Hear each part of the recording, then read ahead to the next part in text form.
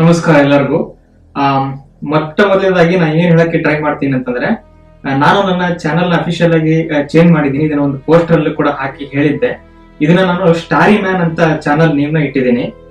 ಮತ್ತು ಯಾಕೆ ಹಿಂಗ್ ಮಾಡ್ತಿದ್ದೀನಿ ಅಂತಂದ್ರೆ, ಲೈಕ್ ಈ science related videos along with that I want to start like ಈ ಜರ್ಮನಿ ಇರ್ತೀನಲ್ಲ, ಇಲ್ಲಿ ಸ್ವಲ್ಪ ನೇಚರ್ ತೋರ್ಸೋದಾಗ್ಲಿ ಅಥವಾ ಹಿಂಗೆ ಲೈಫ್ ಸ್ಟೈಲ್ ಬ್ಲಾಗ್ ಮಾಡೋದಾಗ್ಲಿ, ಈ ತರ ಒಂದು along with this like complete ಆಗಿ ಬೇರೆ ಮಾಡ್ಬಿಡ್ತೀನಿ ಅಂತಲ್ಲ. ಸೊ ಆ ತರ ಒಂದು ಐಡಿಯಾಸ್ ಇತ್ತು ನಂಗೆ ತುಂಬಾ ದಿನದಿಂದ.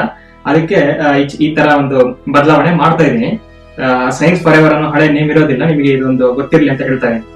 ಏನಪ್ಪಾ ಇದು, ಯಾಕೆ ಒಂದು ಸಣ್ಣ ಡಿಸ್ಕ್ಲೇಮರ್, ಈ ಸ್ಟಾರಿ ಮ್ಯಾನ್ ಅಂತ ಯಾಕೆ ಇಟ್ಟಿದ್ದೀನಿ ಅನ್ನೋ ಒಂದು ರೀಸನ್ ನಿಮ್ಗೆ ಕೇಳ್ತಾ ಇರ್ಬೋದು. ನೀನ್ ಹೆಸರು ಇಟ್ಕೋಬಹುದು ಏನಾದ್ರು ಇರ್ತಾ. ಆದ್ರೆ ಸ್ಟಾರಿ ಮ್ಯಾನ್ ಅಂತಂದ್ರೆ ಲೈಕ್ ಸ್ಟಾರಿ ಅಂತಂದ್ರೆ ನೋಡಿ ನಕ್ಷತ್ರಿಕ ಅಂತ, ಲೈಕ್ ನಕ್ಷತ್ರದ ಮನುಷ್ಯ. ಯಾಕೆ ಹಿಂಗ್ ಇಟ್ಟಿದ್ದೀನಿ ಅಂತಂದ್ರೆ, ನನಗೆ ಈ ಅಸ್ಟ್ರಾನಮಿ ಅನ್ನೋದು ತುಂಬಾ ಚಿಕ್ಕ ವಯಸ್ಸಿಂದನೂ ಇಷ್ಟ. ಯಾಕಪ್ಪ ಅಂತಂದ್ರೆ ಲೈಕ್ ಕಳೆದ ಒಂದು 22-23 ಇಯರ್ಸ್ ಬ್ಯಾಕ್ ಅಂತ ಅನ್ಸುತ್ತೆ. ಅವಾಗ ನಾನು ಲೈಕ್ ನಮ್ಮ ಅಪ್ಪನ ಸ್ಕೂಲಲ್ಲಿ ಒಂದು ಟೆಲಿಸ್ಕೋಪ್ ತರಿಸಿದ್ರು. ಅದರಿಂದ ಲೈಕ್ ಶನಿ ಗ್ರಹಣ ನೋಡಕ್ಕೆ ಹೋಗಿದ್ದೆ. ಅವತ್ತಿನ ದಿನ ರಾತ್ರಿ 7:30 ಆಗಿತ್ತು ಅಂತ ಅನ್ಸುತ್ತೆ. ತುಂಬಾ ವರ್ಷಗಳ ಕೆಳಗೆ, 23 ವರ್ಷಗಳ ಕೆಳಗೆ ಅನ್ಸುತ್ತೆ. ಅವಾಗ ಲೈಕ್ ಅಲ್ಲಿರೋ ನಮ್ಮಪ್ಪ ಕರ್ಕೊಂಡು ಹೋಗಿದ್ರು ನಾನು ಅವರ ಸ್ಕೂಲಿಗೆ. ಅವಾಗ ಅಲ್ಲಿ ಒಂದು 8-9ನೇ ಕ್ಲಾಸ್ನ ಹುಡುಗಿರು ಇದ್ರು. ಅದ್ರಲ್ಲಿ ಒಬ್ಬ ಡುಮ್ಮಿ ಅಕ್ಕ ಇದ್ಲು.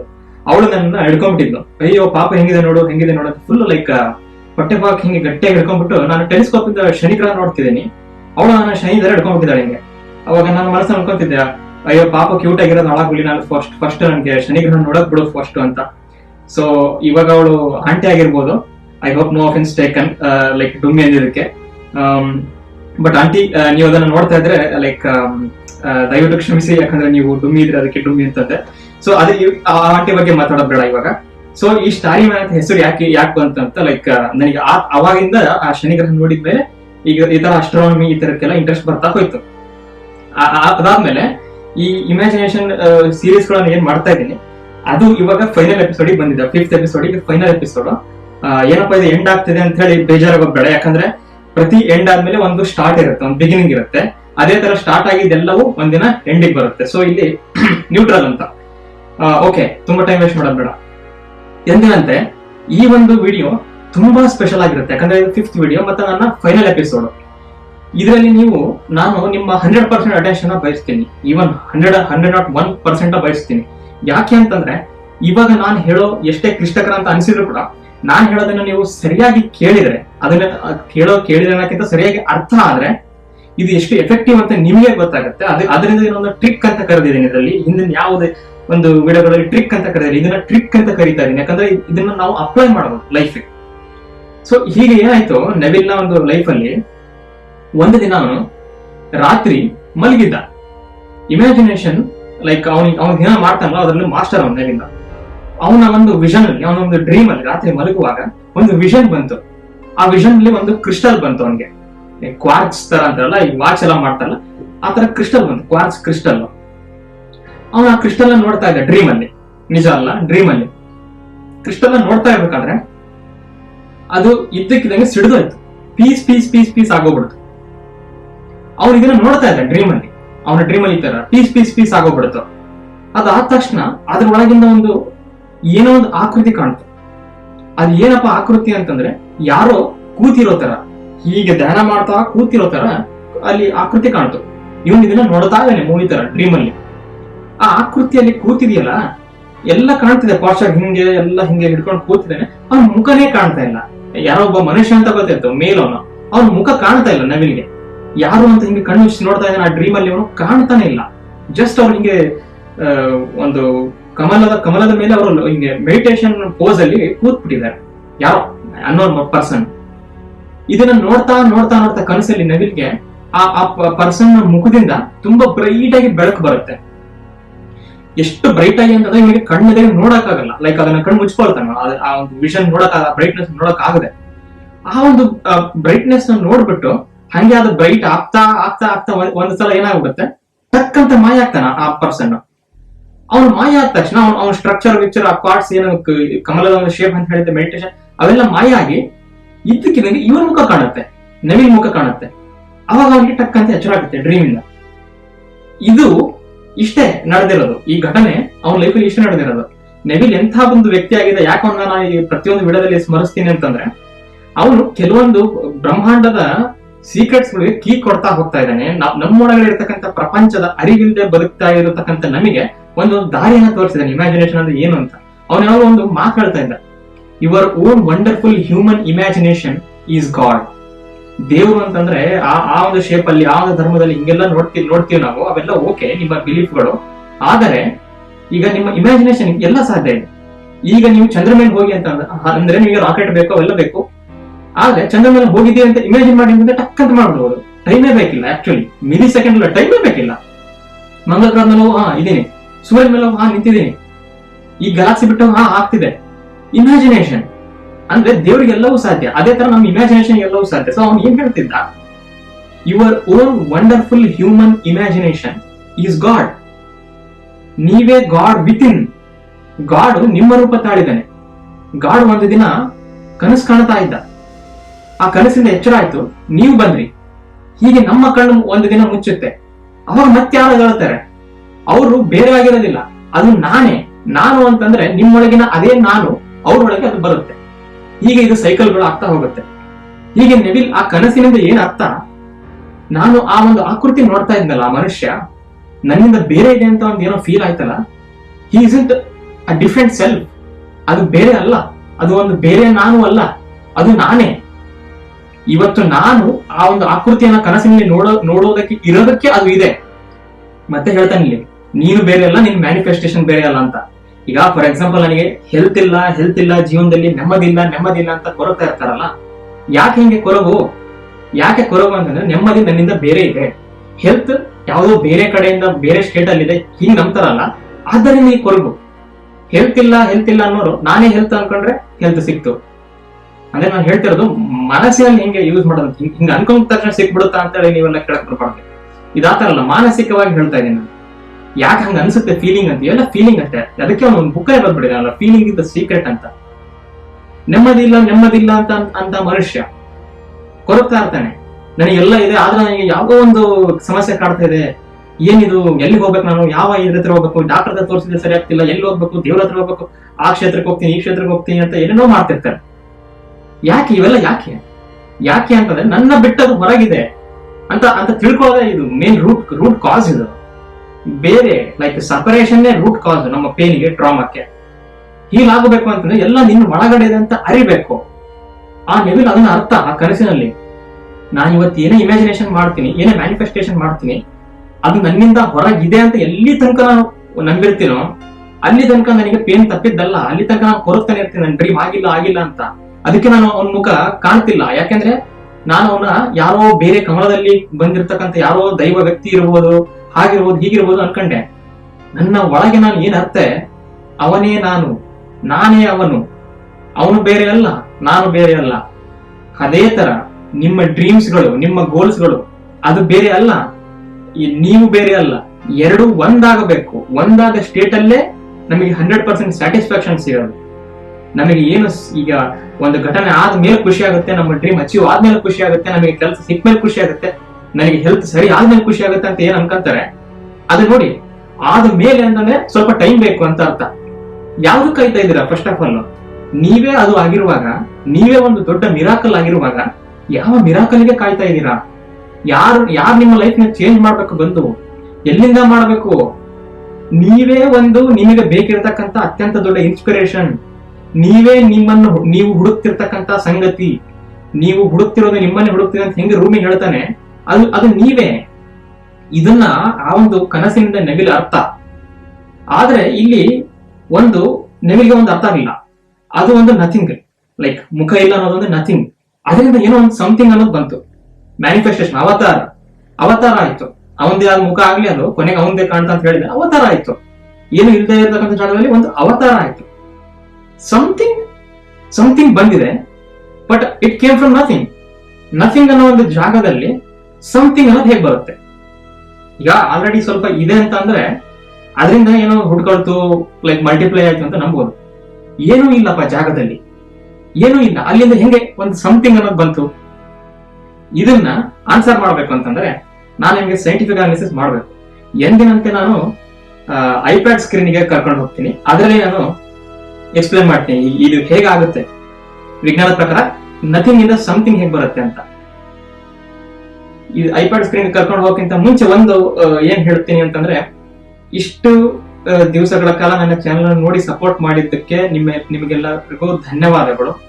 ಮತ್ತು ಲೈಕ್ ನೀವು ಮಾಡೋ ಕಮೆಂಟ್, ನಾನು ಪ್ರತಿಯೊಬ್ಬರು ಮಾಡೋ ಕಮೆಂಟ್ ನಾನು ಓದ್ತಾ ಇರ್ತೀನಿ.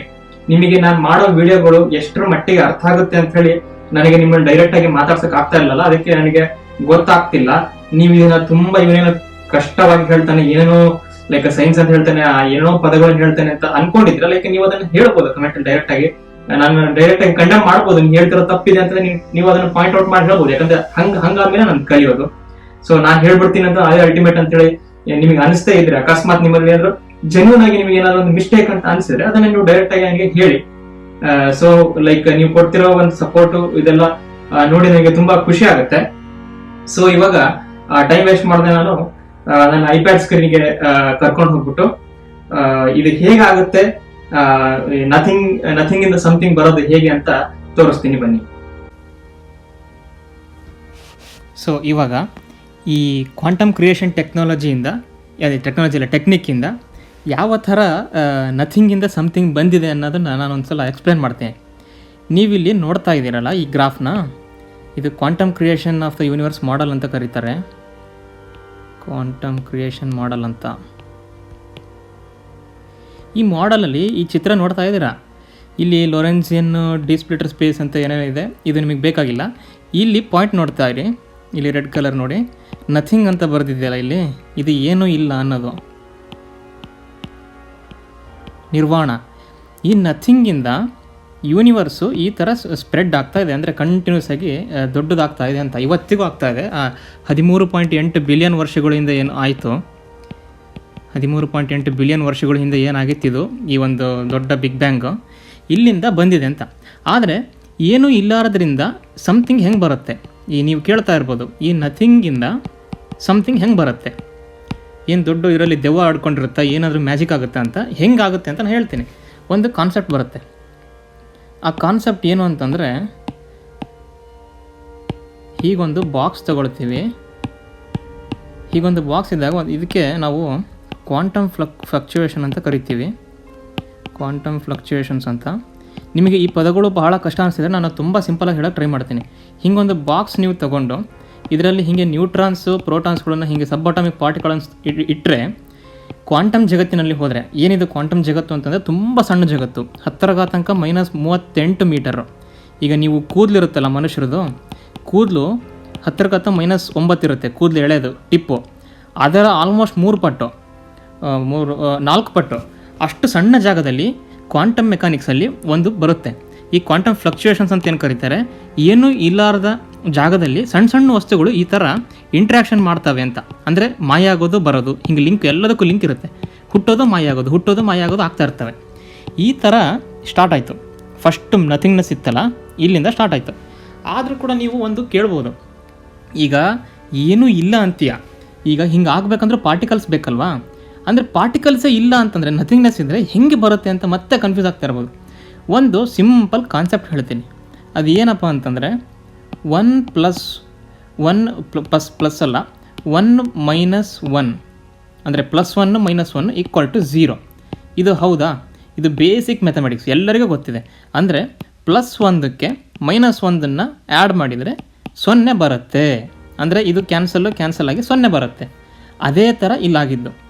ಇಲ್ಲೇನಿತ್ತಲ್ಲ, ನಥಿಂಗ್ ಅನ್ನೋದು 0 ಇದ್ದಂಗೆ ಆಯಿತಾ. ಈ ನಥಿಂಗ್ ಅನ್ನೋದು 0 ಇದ್ದಂಗೆ. ಇಲ್ಲಿ ನಮಗೆ ಏನೂ ಇಲ್ಲ ಅಂತ ಅನಿಸಿದರೂ ಕೂಡ ಈ 0ಯಲ್ಲಿ +1 ಕೂಡ ಇದೆ, -1 ಕೂಡ ಇದೆ. ಅಂದರೆ 0 ಬರೀ 0 ಅಲ್ಲ. ಇದರೊಳಗಡೆ +1 ಅನ್ನೋ ಒಂದು ಪಾರ್ಟ್ ಇದೆ, -1 ಅನ್ನೋ ಪಾರ್ಟ್ ಇದೆ. ಈ ಥರ ಬಿಗ್ ಬ್ಯಾಂಗ್ ಆಯ್ತಲ್ಲ, ಇಲ್ಲಿ 13.8 ಬಿಲಿಯನ್ ವರ್ಷಗಳಿಂದ ಬಿಗ್ ಬ್ಯಾಂಗ್ ಆಯಿತು ಅಂತ ಹೇಳಿದ್ನಲ್ಲ, ಇಲ್ಲಿ 2 ವಸ್ತುಗಳು ಕ್ರಿಯೇಟ್ ಆಯಿತು. ಯಾವ್ಯಾವ 2 ವಸ್ತುಗಳು ಅಂತಂದರೆ, ಒಂದನೇದು ಮ್ಯಾಟರ್, ಅಂದರೆ ನಾವು ನೋಡ್ತಕ್ಕಂಥ ಪ್ಲಾನೆಟ್ಸು, ಗ್ಯಾಲಕ್ಸಿಗಳು, ಸ್ಟಾರ್ಸ್ ಇದಾವಲ್ಲ, ಅದಕ್ಕೆ ನಾವು ದ್ರವ್ಯ ಅಂತ ಕರಿತೀವಿ ಕನ್ನಡದಲ್ಲಿ, ಮ್ಯಾಟರ್. ಎರಡನೇದು ಗ್ರಾವಿಟಿ, ಗುರುತ್ವ ಶಕ್ತಿ. ಅದು ಇರೋದಕ್ಕೆ ಇವತ್ತು ನಾವೆಲ್ಲ ಭೂಮಿ, ಸೂರ್ಯ ಎಲ್ಲ ಇದ್ದಾವೆ, ಗುರುತ್ವ.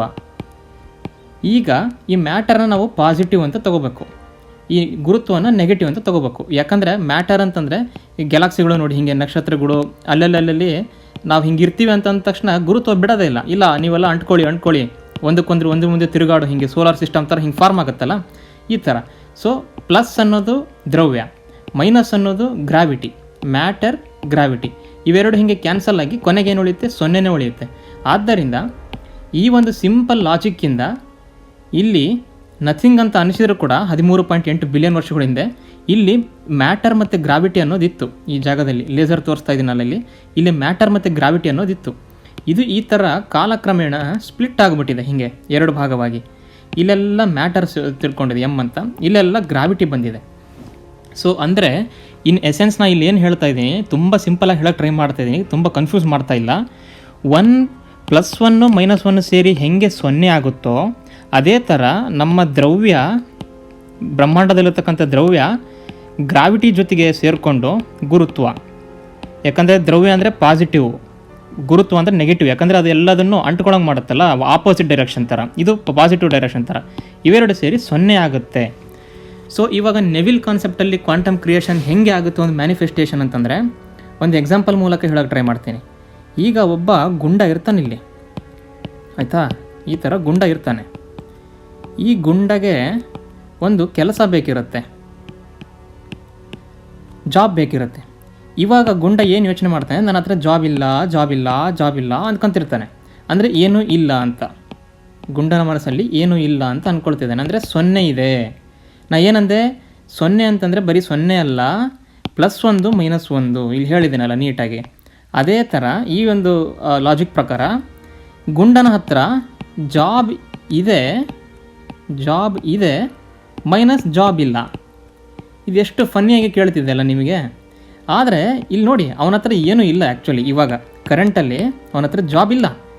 ಆದರೆ ಈ ಜಾಬ್ ಇಲ್ಲ ಅನ್ನೋದನ್ನು, ಈ 0 ಅನ್ನೋದನ್ನು ಹೆಂಗೆ ಬರಿಬೋದು ಅಂತಂದರೆ, ಜಾಬ್ ಇದೆ ಪ್ಲಸ್ ಜಾಬ್ ಇಲ್ಲ ಅಂದರೆ ಇವೆರಡು ಕ್ಯಾನ್ಸಲ್ ಆಗಿ 0 ಆಗುತ್ತೆ. ಅಂದರೆ ಇಲ್ಲಿ ನೋಡಿ, 50% ಗುಂಡನ ಹತ್ರ ಜಾಬ್ ಇದೆ, 50% ಗುಂಡನ ಹತ್ರ ಜಾಬ್ ಇಲ್ಲ, ಎರಡು ಕ್ಯಾನ್ಸಲ್ ಆಗಿಬಿಟ್ಟು 0 ಆಗಿದ್ದಾವೆ. ಈ ಒಂದು ಕ್ವಾಂಟಮ್ ಕ್ರಿಯೇಷನ್ನ ನೆವಿಲ್ ಏನು ಹೇಳೋದು ಅಂತಂದರೆ, ಕ್ರಿಯೇಷನ್ ಈಸ್ ಆಲ್ರೆಡಿ ಡನ್ ಅಂತ. ಇದರ ಮೀನಿಂಗ್ ಏನಪ್ಪ ಅಂತಂದರೆ, ಬ್ರಹ್ಮಾಂಡದ ಹುಟ್ಟೋಕ್ಕಿಂತ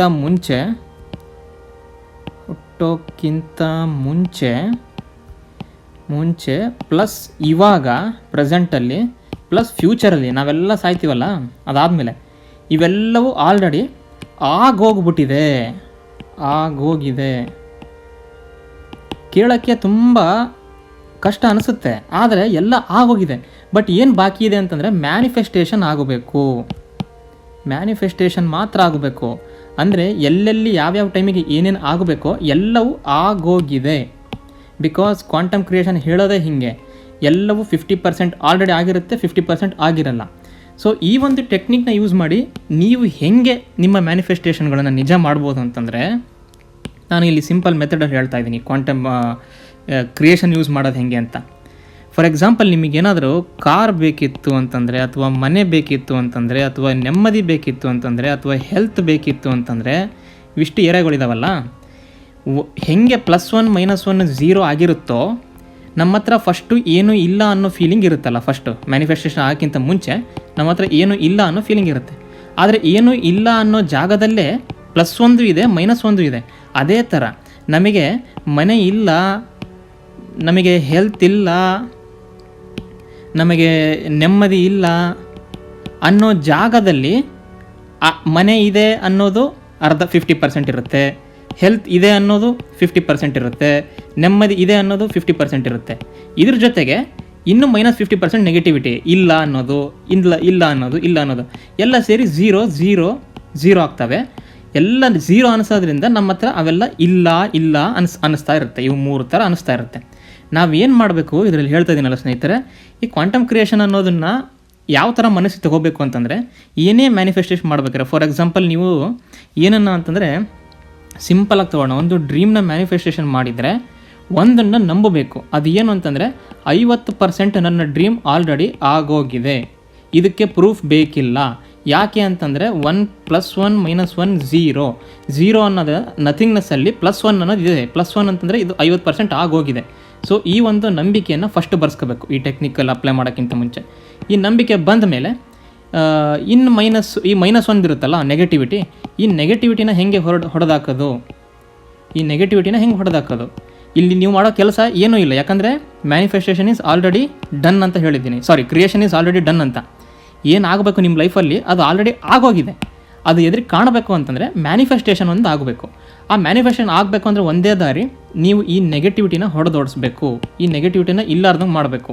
ಈ ನೆಗೆಟಿವಿಟಿನ ಇಲ್ಲಾರ್ದಂಗೆ ಮಾಡೋಕ್ಕೆ ನಮಗೆ ಹೆಲ್ಪ್ ಆಗೋಂಥ ಟೆಕ್ನಿಕ್ಸ್ಗಳು ಈ ಅಫರ್ಮೇಷನ್ಸು ಮತ್ತು ಈ ಲಾ ಆಫ್ ಅಸಂಪ್ಷನ್ನು, ಅಂದರೆ ಆಲ್ರೆಡಿ ಇದೆ ಅಂತ ನಂಬೋದು, ಪದೇ ಪದೇ ನಾವು ವಿಜುವಲ್ ಮಾಡೋದು, ಆಮೇಲೆ ಬಲವಾದ ನಂಬಿಕೆ ಇಟ್ಕೊಳ್ಳೋದು, ಬಿಲೀಫ್ ಇರಬೇಕು. ಫಸ್ಟ್ ಎಲ್ಲದಕ್ಕಿಂತ ಬಿಲೀಫ್ ಇರಬೇಕು. ಇವು 3 ಮಾಡ್ತಿಲ್ಲ ಅಂದ್ರೆ ಕೂಡ ಬಿಲೀಫ್ ಇರಬೇಕು.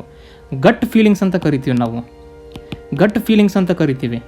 ಈ ಬಿಲೀಫ್ ಇರಬೇಕು ಸ್ನೇಹಿತರೆ, ನಾನು ಹೇಳ್ತಿದ್ದೀನಿ. ಇದು ಇದ್ದರೆ ಮಾತ್ರ ಯಾವುದೇ ನಿಮ್ಮ ಕನಸುಗಳು ಈಡೇರ್ತವೆ, ನ್ಯಾಚುರಲ್ ಬ್ರಿಡ್ಜಸ್ ಆಫ್ ಈವೆಂಟ್ಸ್ಗಳು ಬರ್ತಾ ಹೋಗುತ್ತೆ.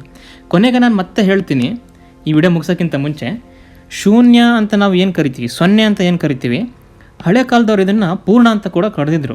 ಅದಕ್ಕೆ ನಾನು ಏನು ಹೇಳ್ತೀನಿ, ಶೂನ್ಯ ಅಂದರೆ ಅವಳು ಶೂನ್ಯ, ಅವಳು ಪೂರ್ಣ, ಎರಡೂ ಹೌದು. ಅಂದರೆ ಅದು 0 ಕೂಡ ಹೌದು, ಕಂಪ್ಲೀಟ್ ಕೂಡ ಹೌದು. ನಮ್ಮ ಹತ್ರ ಏನೂ ಇಲ್ಲ ಅಂತ ಯಾವಾಗ ಅಂದ್ಕೊಳ್ತೀವಲ್ಲ, ಅದರಲ್ಲೇ ಎಲ್ಲ ಸೀಕ್ರೆಟ್ ಅಡಗಿದೆ. ನಮ್ಮ ಹತ್ರ ಏನೂ ಇಲ್ಲ ಅಂತ ನಮಗೆ ಈ ಕ್ಷಣಕ್ಕೆ ಅನಿಸ್ತಾ ಇರ್ಬೋದು, ಬಟ್ ಅದೇ ಅವಳೇ ಶೂನ್ಯ, ಆ 0 ಅನ್ನೋದೇ ಪೂರ್ಣ. ನೀವು ಆಲ್ರೆಡಿ ಕಂಪ್ಲೀಟ್ ಆಗಿದ್ದೀರಾ. ನಾನು ಇಲ್ಲಿ ಹೇಳ್ತಿದ್ದೀನಲ್ಲ, 50% ಈಸ್ ಆಲ್ರೆಡಿ ಡನ್.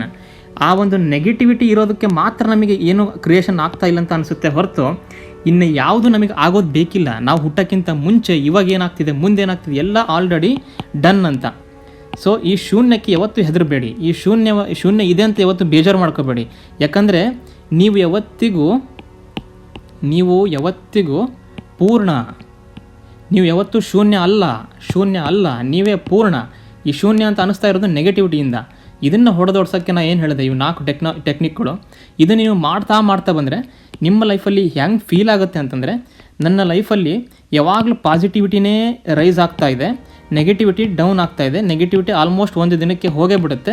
ಆವಾಗ ಪಾಸಿಟಿವಿಟಿ ಬಂದು ನನ್ನ ಆ ಕ್ರಿಯೇಷನ್ ಆಲ್ರೆಡಿ ಏನು ಡನ್ ಅಂತ ಆಗಿದೆ, ಆ ಮ್ಯಾನಿಫೆಸ್ಟೇಷನ್ನು ಕಣ್ಣೆದುರಿಗೆ ಕಾಣಿಸುತ್ತೆ ಅಂತ.